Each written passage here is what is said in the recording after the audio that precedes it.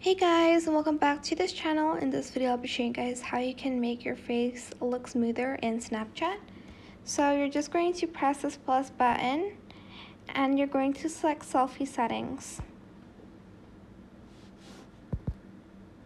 I'm just going to cover it up because I really don't want to show my face. But there's concealer, foundation, teeth, lip color, and eyelashes, and there's also an auto feature here. I don't know what this one is. I think it's like a before and after.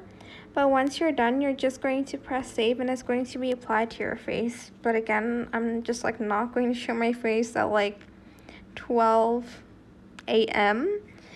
But that is it. I hope this tutorial was helpful for you guys. Don't forget to like, comment, share, and also subscribe to this channel if you haven't done that already.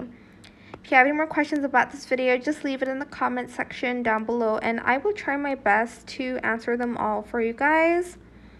If you found this video helpful, please click the thanks button as well.